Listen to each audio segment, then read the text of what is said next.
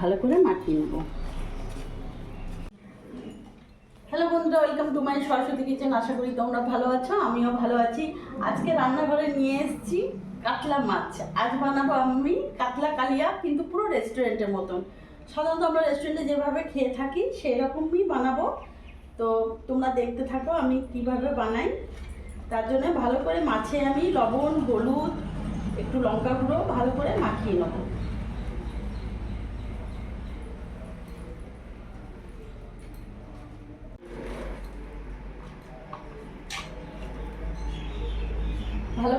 ভালো করে মাছে লবণ হলুদ মাখিয়ে নিয়েছি।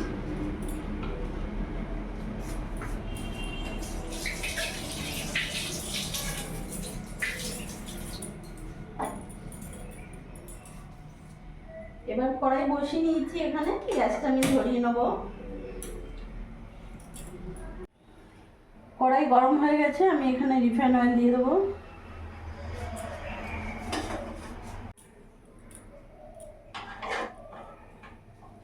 ভালো করে গরম হোক।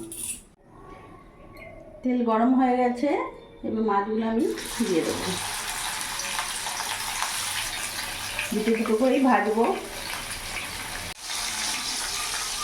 মাছটা এক পিঠটা ভাজা হয়ে গেছে, আমি এবার উল্টে দেবো।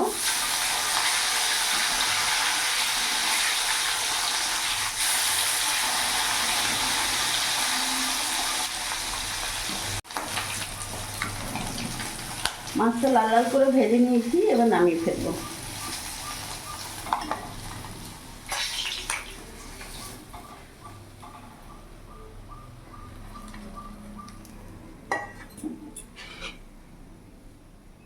মাছগুলো দিয়ে দেবো। মাছগুলো লাল করে ভাজা হয়ে গেছে, এবার নামিয়ে ফেলবো।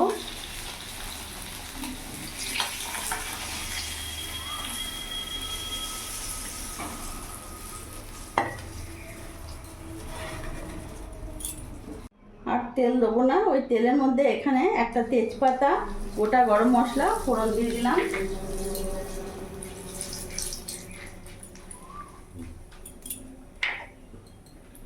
ফোড়নটা ভাজা হয়ে গেছে, এবার এখানে আমি একটা পেঁয়াজ বাটা বড় সাইজের পুরোটা দিয়ে দেবো। এই পেঁয়াজের সাথে আমি একটা টমেটো বাটাও দিলাম।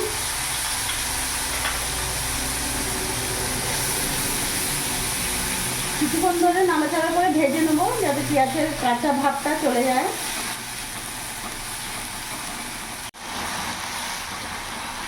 পেঁয়াজটা কিছুক্ষণ ভাজা ভাজা করে নিয়েছি, কাঁচা ভাবটা একেবারেই চলে গেছে। এবার এখানে আমি এক এক করে উপকরণ অ্যাড করব। লবণ দিয়ে দিলাম 1.5 চামচের মতো, হলুদ গুঁড়ো দিয়ে দিলাম, কাশ্মীরি লঙ্কা গুঁড়ো দিয়ে দিলাম, জিরে গুঁড়ো দিয়ে দিলাম, ধনে গুঁড়ো দিয়ে দিলাম।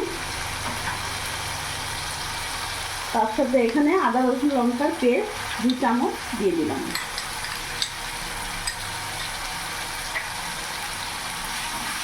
ভালো করে নাড়াচাড়া করে মিশিয়ে নেব।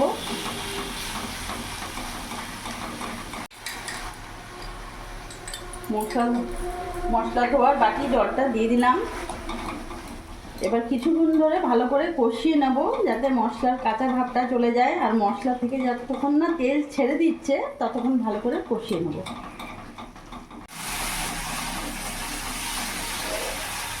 মশলাটা অনেকক্ষণ ধরে কষিয়ে নিয়েছি সিম আঁচ করে। একেবারে মশলা থেকে তেল ছেড়ে দিয়েছে, দেখতে পাচ্ছ। এবার এরই মধ্যে আমি ফেটানো টক দই দিয়ে দেবো।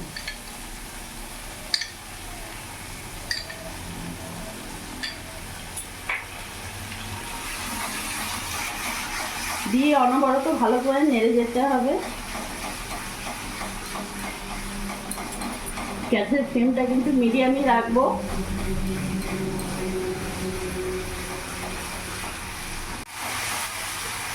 ভালো করে নাড়াচাড়া করে কষিয়ে নিয়েছি।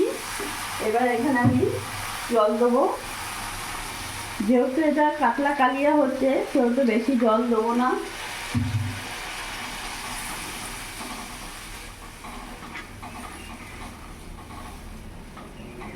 এবার ফুটতে দেবো।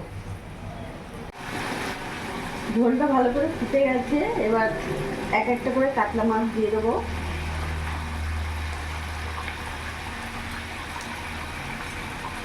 Big size.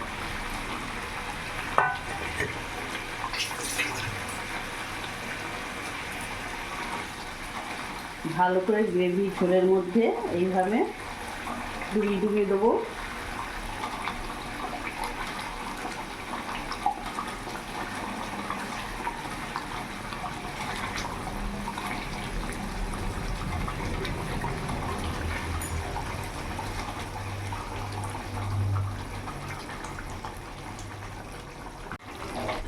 মাছ দিয়ে আমি 2 মিনিট ভালো করে ফুটিয়ে নিয়েছি, দেখতে পাচ্ছ মিডিয়াম আছে।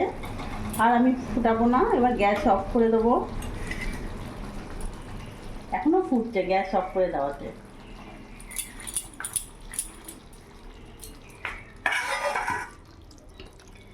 কাতলা কালিয়া একেবারে রেডি হয়ে গেছে।